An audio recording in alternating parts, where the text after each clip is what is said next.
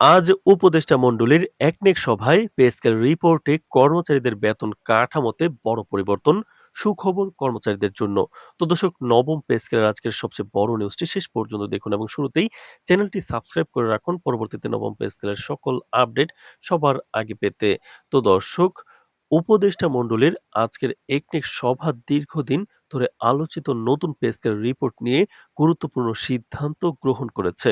সরকারি কর্মচারীরা দীর্ঘদিন ধরে বেতন কাঠামোতে ন্যায্যতা ও সমন্বয়ের দাবিতে আন্দোলন, আলোচনা ও তত্ত্বীয় বিশ্লেষণ চালিয়ে আসছিলেন। সেই দাবিগুলো আজকের সভায় কার্যত সরকারি নীতিমালায় প্রতিফলিত হলো। সভায় রিপোর্টের প্রতিটি ধাপকে খুঁটিনাটি পর্যায়ে কিন্তু পর্যালোচনা করা হয়েছে।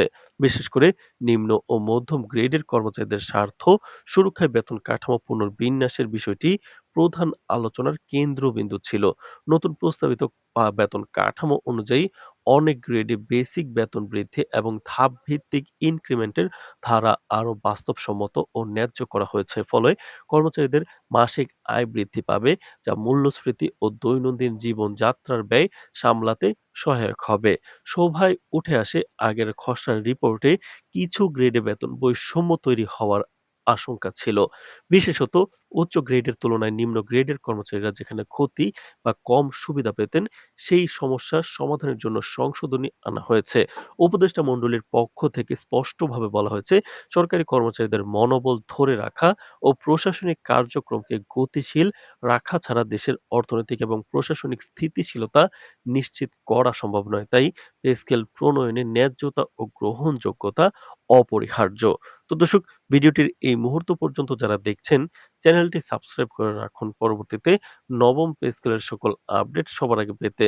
তো দর্শক, অর্থনৈতিক বিশেষজ্ঞ ও বিশ্লেষকরা জানিয়েছেন, এই সিদ্ধান্ত শুধু কর্মচারীদের জন্য আর্থিক স্বস্তি নিয়ে আসবে না, বরং সরকারি কর্মক্ষমতা ও প্রশাসনিক ধারাবাহিকতাকেও কিন্তু প্রভাবিত করবে। তারা বলেন, যদি কর্মচারীরা সঠিক ও ন্যায্য বেতন কাঠামোর মধ্যে কাজ করেন, তাহলে সরকারের প্রতিটি বিভাগে উৎপাদনশীলতা বৃদ্ধি পাবে এবং সেবার মানও উন্নত হবে। সভায় উপদেষ্টা মণ্ডলীর উচ্চপদস্থ কর্মকর্তারা আরও উল্লেখ করেছেন, পে স্কেল বাস্তবায়নের প্রক্রিয়ায় কোনো ঝুঁকি নেওয়া হবে না। সংশোধিত রিপোর্ট চূড়ান্ত করার পর তা দ্রুত গ্যাজেট আকারে প্রকাশের প্রক্রিয়া শুরু হবে। যদিও গ্যাজেট প্রকাশের নির্দিষ্ট তারিখ এখনো চূড়ান্ত করা হয়নি, তবে সংশ্লিষ্ট মহলের ধারণা খুব বেশি বিলম্ব ছাড়া আনুষ্ঠানিক ঘোষণা আসতে পারে। সরকারি কর্মচারী সংগঠনগুলো আজকের সিদ্ধান্তকে স্বাগত জানিয়েছে। তারা জানিয়েছেন, দীর্ঘদিন ধরে তারা যে ন্যায্য বেতন কাঠামোর দাবিতে আন্দোলন চালাচ্ছিলেন, আজ সেটি কার্যত বাস্তবায়নের পথে।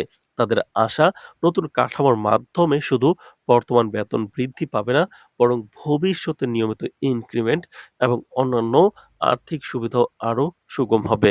কর্মচারীদের মধ্যে ইতিবাচক মনোভাব বিরাজ করছে। তারা মনে করছেন যে আজকের সিদ্ধান্ত তাদের জীবনযাত্রার মান উন্নয়নে এক গুরুত্বপূর্ণ পদক্ষেপ। অর্থনীতিবিদদের পক্ষ থেকেও এই পরিবর্তনকে সমর্থন জানানো হয়েছে। তারা মনে করছেন, বেতন কাঠামোর ন্যায্য সমন্বয় কর্মচারীদের অর্থনৈতিক নিরাপত্তা নিশ্চিত করবে এবং বাজারে ক্রয় ক্ষমতা বৃদ্ধি পাবে। এটি দেশের সামগ্রিক অর্থনীতিতেও ইতিবাচক প্রভাব ফেলবে। বিশেষ করে নিম্ন ও মধ্যম আয়ের কর্মচারীরা এই সিদ্ধান্তের সরাসরি সুফল পাবেন, যা তাদের দৈনন্দিন জীবনযাত্রার ব্যয় সামলাতে সহায়ক হবে। সব মিলিয়ে আজকের সভার সিদ্ধান্ত সরকারি কর্মচারীদের জন্য এক মাইলফলক হিসেবে চিহ্নিত হয়েছে। পে স্কেল রিপোর্টে বেতন কাঠামোর এই পরিবর্তন বাস্তবায়িত হলে তা কর্মচারীদের আর্থিক স্বস্তি বাড়াবে। তো দর্শক, ভিডিওটির এই মুহূর্ত পর্যন্ত যারা দেখছেন, চ্যানেলটি সাবস্ক্রাইব করে রাখুন পরবর্তীতে নবম পে স্কেলের সকল আপডেট সবার আগে পেতে।